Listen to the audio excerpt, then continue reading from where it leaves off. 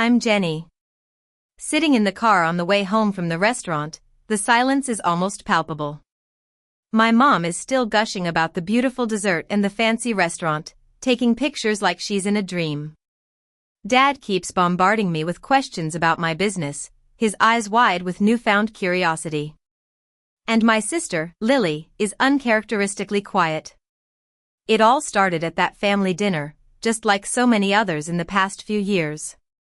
Lily, my older sister, always made sure to put me in my place. We were at La Bella Vista, the most exclusive Italian eatery in town. As soon as we were seated, Lily snatched the wine list and started her act. "Jenny, honey," she said, her voice dripping with false concern. "Maybe you should look at the appetizers. I know your paycheck from the warehouse doesn't stretch far in places like this." I glanced at the menu. Entrees were priced between $50 and $90, and the cheapest glass of wine was $35. For someone like me, working at a distribution center for minimum wage, it was a fortune. "Thanks for thinking of me," I said softly, pretending to study the pasta options. My mom beamed at Lily as if she'd just solved world hunger. "That's so thoughtful of you, dear.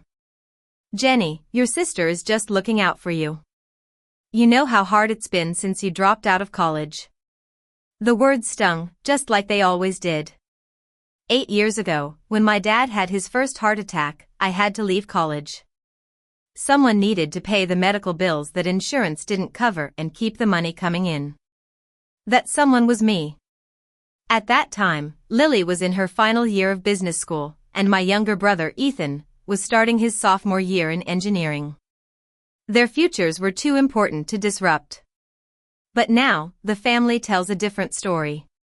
"I still don't get why you just gave up," Dad said, not even looking up from the menu. "Ethan managed to finish engineering school while working part-time.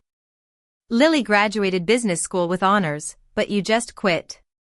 Some people aren't cut out for higher education." Lily chimed in helpfully, "And that's okay. The world needs warehouse workers, too." Ethan, who had just landed a great job at a tech startup at 25, nodded in agreement. "The important thing is to find work that suits your abilities. Not everyone can handle the pressure of a professional career." I took a sip of water and said nothing. This was our routine at every family gathering, Lily asserting her superiority, Ethan providing his so-called psychological analysis, and Mom and Dad nodding along as if it all made perfect sense. My role was to sit quietly and accept their judgment. Then, Mom asked, "Remember when you used to talk about being a chef? You were always in the kitchen, trying to recreate restaurant dishes. I should have known then that your ambitions were more practical. Food service is honest work." Dad agreed, "Nothing wrong with knowing your limitations." Just then, the server, a young woman with perfect posture and a smart uniform, approached our table. "Good evening, everyone. Welcome to La Bella Vista. Can I recommend some wines?" Lily took charge right away. "We need something special. This is a celebration for our mother's 62nd birthday. What do you have that's really top-notch?" The server replied, "Our sommelier recommends the 2016 Chianti. It's $130 per bottle." Lily's eyes lit up. "Perfect. And we'll all start with the large seafood platter." I looked at the menu again. The large seafood platter cost $200.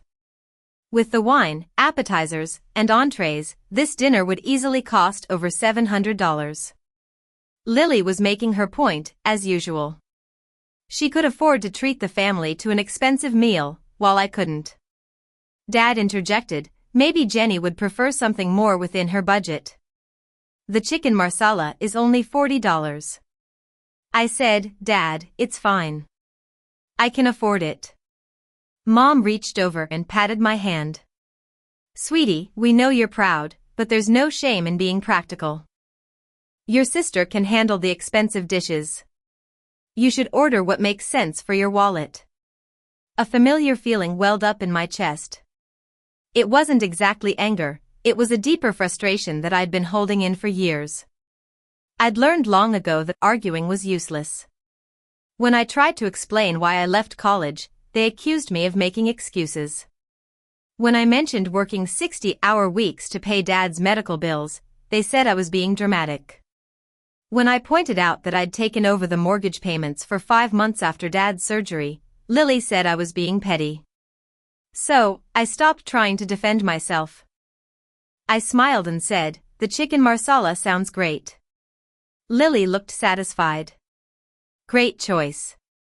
Very sensible." The server took our orders and left.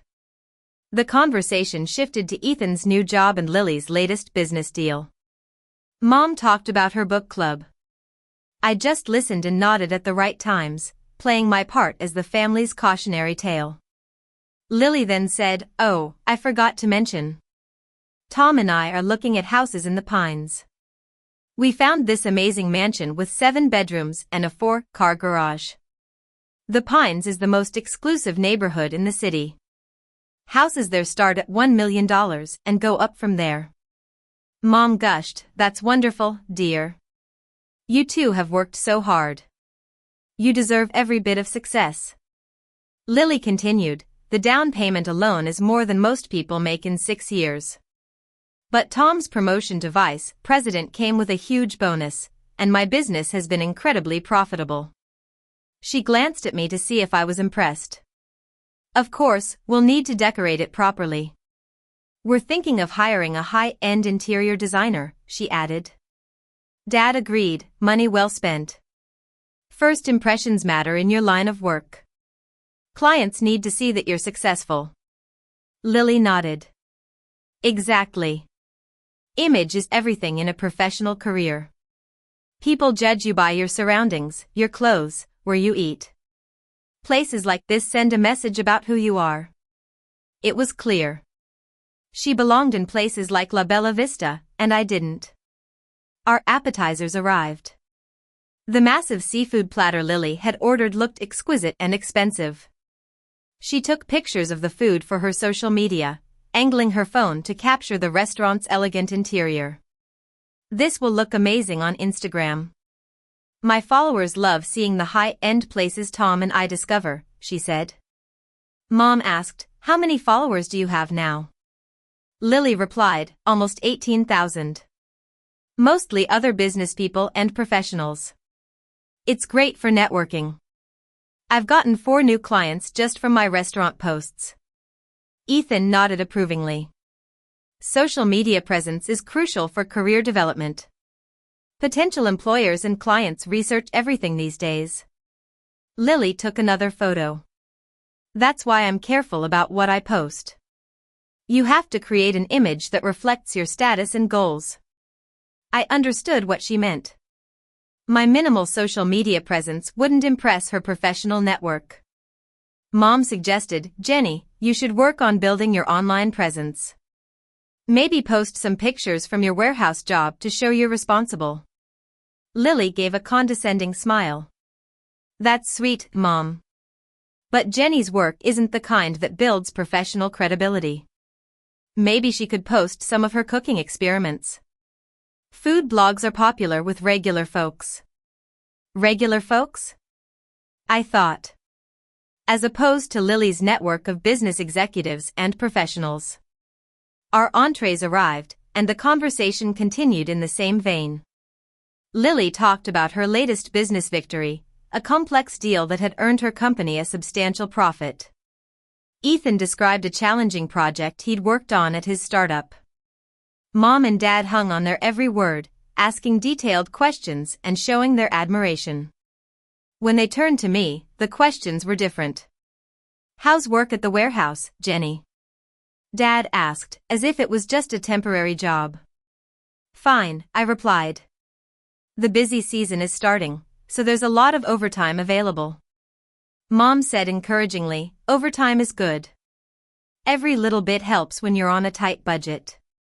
Just don't overwork yourself." Lily added, "Physical labor can take a toll on your body.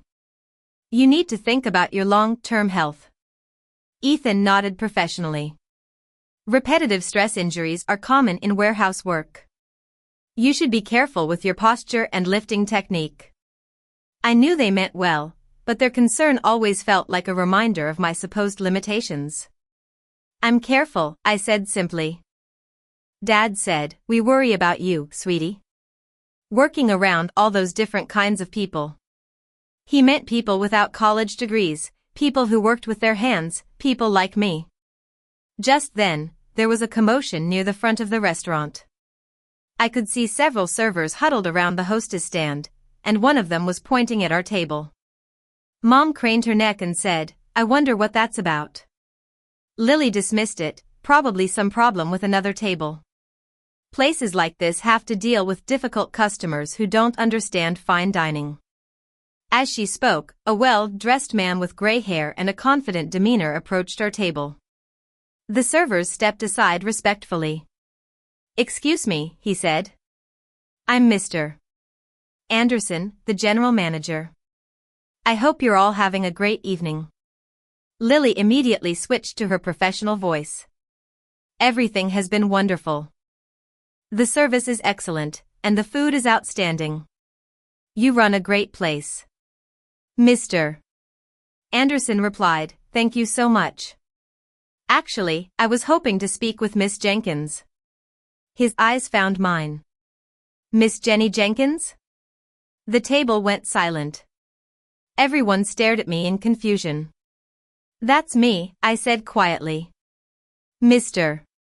Anderson's face broke into a warm smile. Miss Jenkins, I apologize for interrupting your dinner. I wanted to personally welcome you back to La Bella Vista. It's been a few weeks since your last visit, and we've missed you. I could feel my family's eyes on me, but I kept my expression calm. Thank you, Mr. Anderson. It's good to be back. He continued, your usual private dining room is ready if you'd like more privacy for your celebration. I know you prefer a quieter atmosphere for family gatherings. Lily's mouth dropped open. Dad looked at Mr. Anderson as if he was speaking a foreign language. Mom was completely bewildered. I replied calmly, we're fine here tonight. But thank you for the offer. Mr. Anderson bowed slightly. Please let me know if there's anything I can do to make your evening more enjoyable. The chef has prepared a special dessert for your mother's birthday. Thank you. We'll definitely take a look, I said. Mr. Anderson nodded and walked away. The silence that followed was deafening. What? Dad started, then stopped. How does he? Mom began, then trailed off. Lily was the first to find her voice. Jenny, how does the manager know you? Have you been here before? I took a sip of my wine and thought carefully. A few times. Ethan repeated, a few times? Jenny, this place costs more than your weekly salary. How can you afford to eat here? Lily added, and he mentioned your usual private dining room. Private dining rooms here cost thousands of dollars. They're for corporate events and special occasions. How would you even know about them? I could see them struggling to reconcile what they were seeing with what they thought they knew about me. In their minds, I was Jenny the warehouse worker, the college dropout who couldn't afford a nice meal. Mom said slowly, I don't understand. Sweetie, have you been spending money you don't have? Are you in debt? I'd let them believe what they wanted for years. It was easier than explaining. But sitting there, watching them grapple with the fact that the manager knew me, I realized how deeply their assumptions had taken root. I'm not in debt, Mom, I said quietly. Just then, our server came back, looking a bit nervous. I'm sorry to bother you again, but there's a small issue with your bill. Our system shows that Miss Jenkins' employee discount should have been applied automatically, but there's a technical problem. Would you like us to fix it now or after dinner? The words hung in the air like a bomb. Employee discount? Dad said weakly. The server looked confused by our reaction. Yes, sir. Ms. Jenkins is part of our ownership group. We usually comp the entire meal for family celebrations, but the system isn't recognizing her tonight for some reason. Lily's face turned white. Ownership group? I quickly said, I can handle it later. Don't worry about it now. The server said, of course, Miss Jenkins. I'll make a note in the system. After the server left, there was another long silence. Finally, Ethan cleared his throat. Jenny, what exactly do you do for a living? I looked around at their shocked faces. Mom was clutching her napkin tightly. Dad was staring at me as if I'd grown a second head. Lily looked like she'd just been told the earth was flat. I work at a warehouse, I said simply. Mom whispered, but the employee discount? The ownership group? I explained calmly, I work at the warehouse that supplies La Bella Vista, along with 15 other restaurants in the city. Dad asked, hope in his voice, you're a distributor? I replied, something like that. Before anyone could ask more questions, Mr. Anderson came back, looking apologetic. Ms. Jenkins, I'm very sorry to interrupt again, but there's an urgent situation. The kitchen manager from Le Petit Bistro called. They're out of the organic herbs for tomorrow's dinner service, and they're hoping you can arrange an emergency delivery tonight. I told them you were celebrating your mother's birthday, but they said it was urgent. They have a food critic coming tomorrow, and the dish can't be made without your herbs. I sighed softly. Tell them I'll have a delivery driver there by 10 o'clock tonight. They can pick up what they need from the climate-controlled storage at the main facility. Mr. Anderson said gratefully, you're a lifesaver. I'll let them know right away. The silence this time was even heavier. Lily said slowly, Jenny, what's your actual job title? I looked her in the eye and said, I'm the owner and operator of Green Harvest Foods. We're the exclusive supplier of organic produce and specialty ingredients to 50 restaurants in the metropolitan area. The words hit them like a punch. Owner? Mom whispered. 50 restaurants? Dad said faintly. Ethan stared at me as if I'd performed magic. Jenny, how is this possible? When did you start the company? How did you afford it? The questions I'd been avoiding for years were finally being asked. I took another sip of wine and decided it was time for the truth.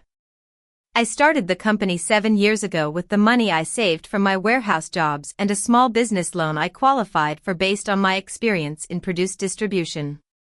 Lily said, her voice distant, but you dropped out of college.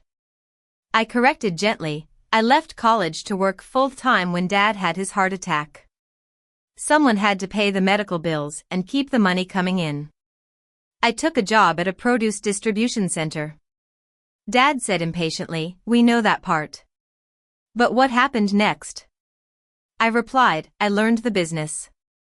I worked every position in that warehouse for 3 years, loading trucks, managing inventory, handling customer accounts, and coordinating with suppliers. I learned what restaurants need and when they need it. I paused, remembering those tough early days. I noticed that high-end restaurants were having a hard time finding reliable sources for organic and specialty ingredients. Big distributors focused on volume, not quality. Small restaurants couldn't get consistent access to the products they needed. Mom listened with her mouth slightly open. So, you started your own company? I said, I started small. 1 restaurant, 1 delivery truck, and 3 types of organic herbs that I grew in a rented greenhouse. The restaurant loved the quality and reliability, and they referred me to other restaurants. Lily shook her head. But starting a business requires capital, equipment, and facilities. How did you afford all that on a warehouse salary?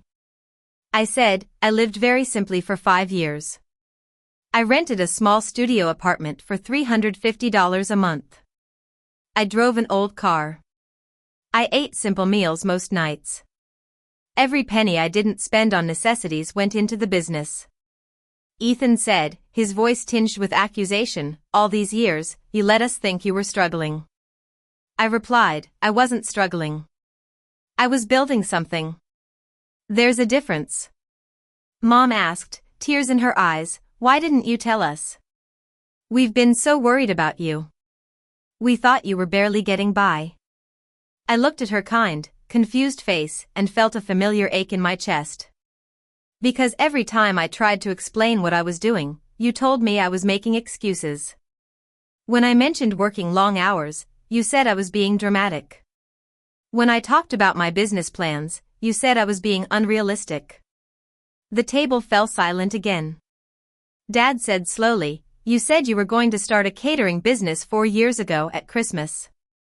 You said you had some restaurant clients. I corrected, 18 restaurant clients. And it wasn't catering. It was specialty produce distribution. But when I tried to explain, Lily said I was playing at being an entrepreneur, and Ethan said I should focus on realistic goals. Lily's face turned red. I didn't mean. I continued calmly, so I stopped trying to explain. It was easier to let you believe what you wanted than to keep defending myself. Just then, Mr. Anderson came back one more time. Ms. Jenkins, I'm sorry to bother you again. The owner of that new steakhouse downtown is here tonight and wants to discuss becoming a client. Should I tell him you're unavailable, or would you like to speak with him briefly? I looked at my family's shocked faces. Tell him I'll be happy to talk to him, but not tonight.